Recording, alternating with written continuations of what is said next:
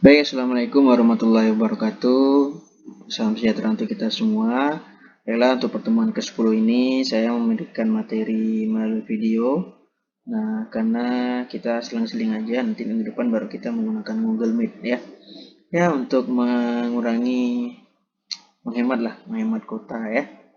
Oke, kita mengenal lebih dekat tentang suku Dayak di Kalimantan pada umumnya. Nah, kata Dayak berasal dari kata Daya dan bahasa Kenyah yang berarti hulu sungai atau pedalaman. Jadi ada dua. Kemarin juga saya membahas tentang suku Melayu, ya kan? Ada Melayu itu di daerah pesisir atau menjadi orang Islam. Kemudian di pedalaman itu masih tetap mempertahankan adatnya sukunya, yaitu suku Dayak. Nah, nama yang oleh penduduk pesisir Pulau Borneo diberi kepada penghuni pedalaman yang mendiami Pulau Kalimantan. Sebagian besar suku Dayak wilayah selatan, timur Kalimantan, terus bagian barat juga yang memeluk agama Islam keluar dari suku Dayak dan tidak lagi mengakui dirinya sebagai orang Dayak, tapi menyebut dirinya sebagai orang Banjar atau suku Kutai. Nah, Banjar ini banyaknya di Kalimantan Selatan, kemudian Kutai ini di Kalimantan Timur. Ya. Kemudian dikarenakan arus migrasi yang kuat dari para pendatang, suku Dayak masih mempertahankan adat budayanya, akhirnya memilih masuk ke pedalaman.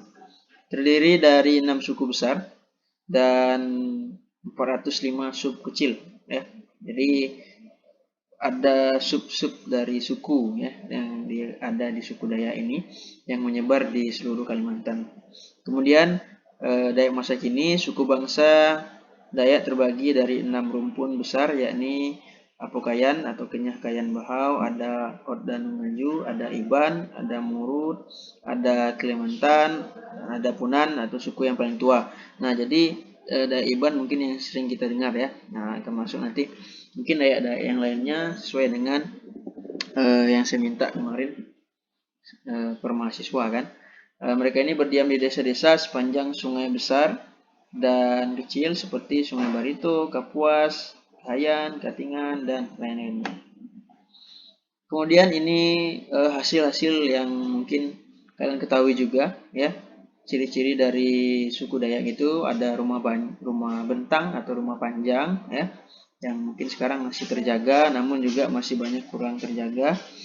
Dan di setiap daerah mungkin pasti ada gitu kan. Nasi budaya yang seperti lainnya, tembikar, mandau, sumpit, ada beliong atau kampak Dayak. Kemudian mata pencarian pasti kita melihat di daerah pedalaman biasanya ladang atau sawah.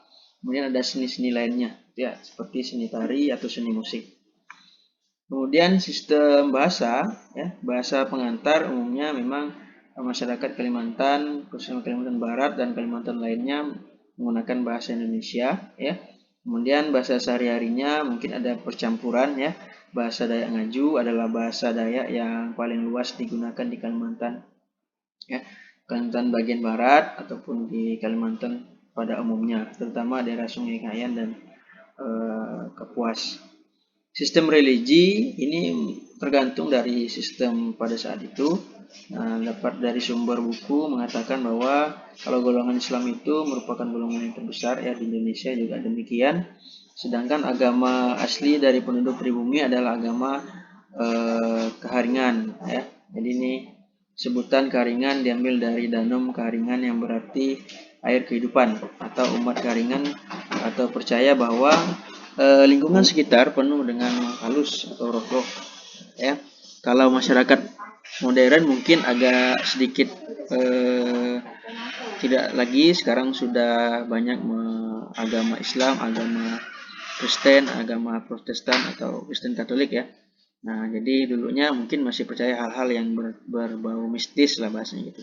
Kemudian jiwa atau ngajuhan baruan, orang yang mati meninggalkan tubuh dan menempati alam sekeliling tempat tinggal manusia sebagai lihat sebelum kembali kepada dewa tertinggi yang disebut Ranyi.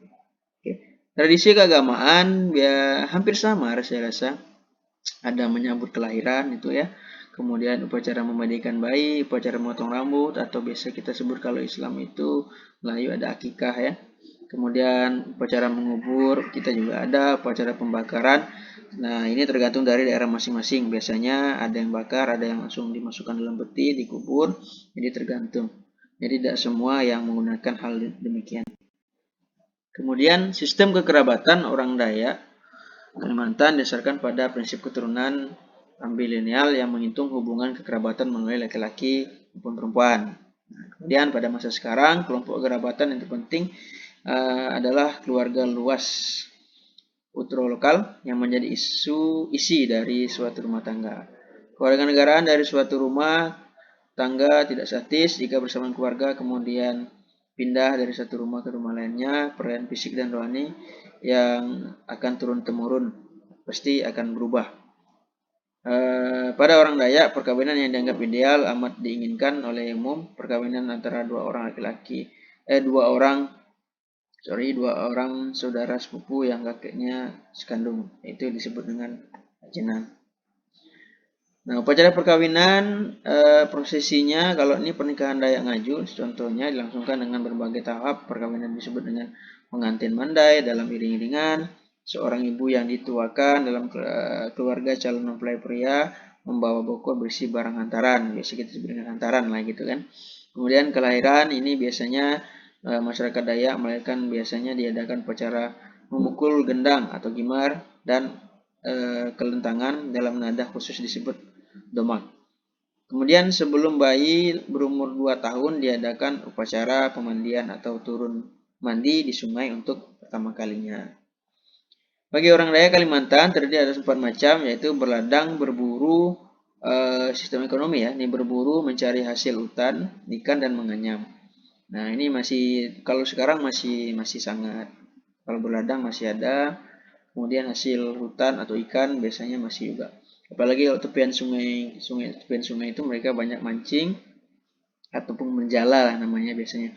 Pada bulan Februari Maret tibalah musim panen, sedangkan untuk membuka ladang kembali seorang melihat tanda-tanda alam seperti bintang serta memperhatikan alamat-alamat dan diberikan oleh burung-burung binatang liar. Nah, ini kemudian dalam berladang mereka mengembangkan suatu sistem kerja sama dengan membentuk kelompok gotong royong yang biasanya berdasarkan hubungan tetanggaan atau persahabatan. Masing-masing kelompok terdiri 12-15 bergiliran dan membuka hutan membagi-bagi di masing-masing. Itu biasanya acara gawai biasanya kan itu panen ataupun sebelum panen atau sebelum menanam biasanya kan ada kan seperti gawai-gawai itu biasanya. Kemudian kesenian seperti pada gambar-gambar yang pada sebelah kanan ini. Nah, kesenian kita sudah tidak asing lagi. Jadi ada tari, salah satunya tari gentar ya. Kemudian ini gerakan orang menanam padi. Kemudian ada kancet papatai atau tari perang menceritakan seorang pahlawan Dayak.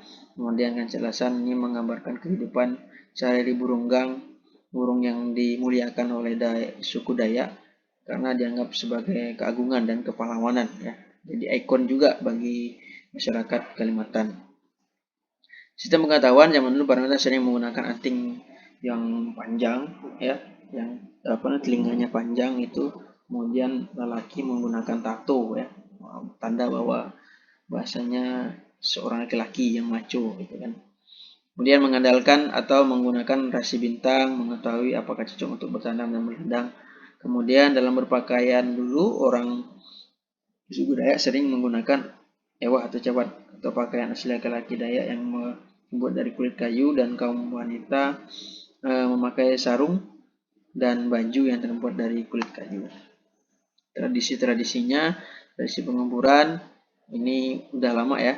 Nah, ada 3, penguburan tanpa wadah atau tanpa bekal, kemudian penguburan dalam peti yang dulunya penguburan dengan wadah kayu, anyaman dan segala macamnya.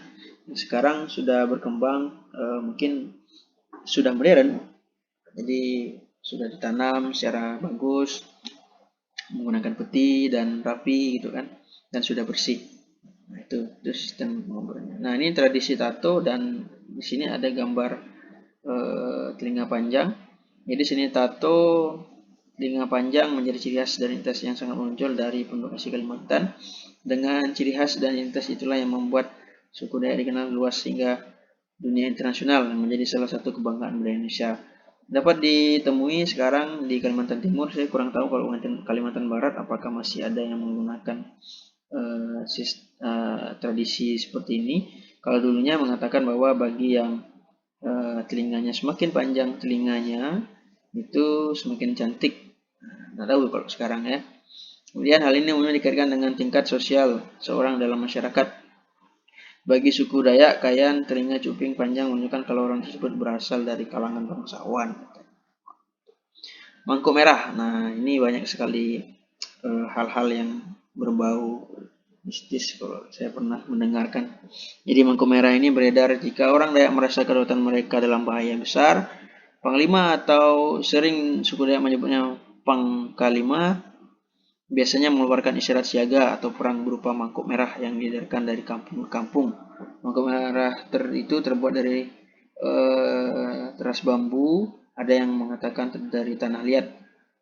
Nah, yang desain dalam bentuk bundar. Mangkuk merah pertama beredar ketika perang melawan Jepang, ya.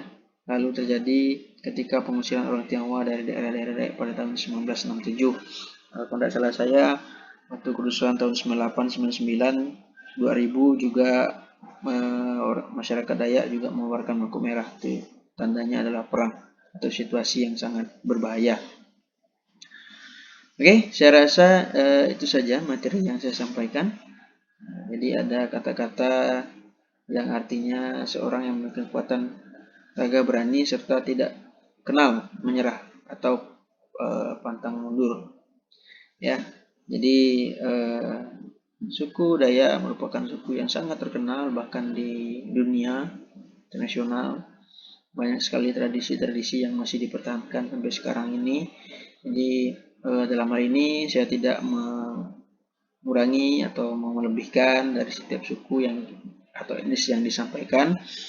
Cuman kita belajar, sama-sama belajar. Ini secara umumnya ya. Untuk secara detailnya mungkin kalian masing-masing suku sub-etnis mungkin sudah paham.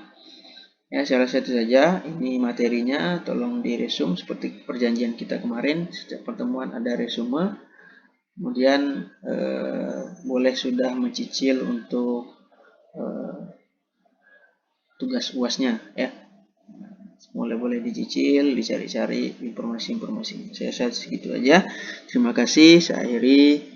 Assalamualaikum warahmatullahi wabarakatuh. Selamat sore, selamat malam.